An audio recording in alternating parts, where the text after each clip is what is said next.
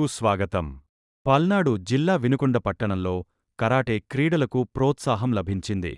వెల్లటూరు రోడ్డులోని good shepherd స్కూల్లో నియోజకవర్గ స్థాయి కరాటే బెల్ట్ టెస్ట్ పోటీలు ఘనంగా కరాటే మాస్టర్ ఖాజా మొహిద్దీన్ ఆధ్వర్యంలో నిర్వహించారు.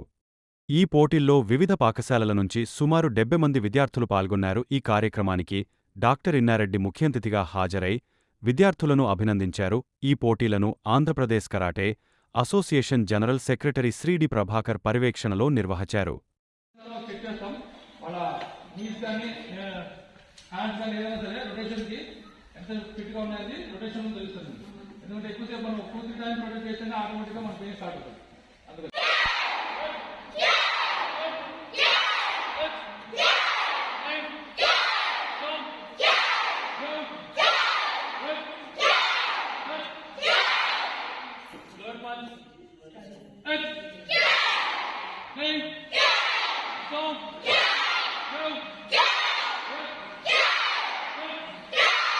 పార్టిసిపేట్ చేస్తున్నందుకు నిజంగా మీ అందరినీ నేను రియల్గా నా మనస్ఫూర్తిగా అప్రిషియేట్ చేస్తా ఉన్నాను. మీరు ఇలానే కంటిన్యూ చేయాలని, పిల్లలు అంటే వాళ్ళు అనుకున్నది రీచ్ అయ్యే వరకు మీరు ఎప్పుడు మీ సపోర్ట్ ఉంటేనే వాళ్ళు ముందుకు వెళ్ళగలుగుతారు, కానీ లేకపోతే ఇట్ ఈస్ నాట్ పాసిబుల్ అంట. చాలా మందికి చాలా స్కిల్స్ ఉన్నాయి.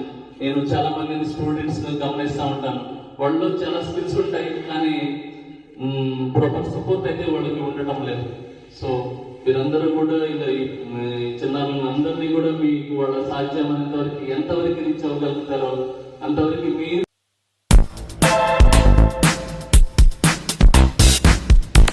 వినుకొండ గుడ్ షెఫర్డ్ స్కూల్లో కరాటే బెల్ట్ టెస్ట్ నిర్వహించడం జరిగింది.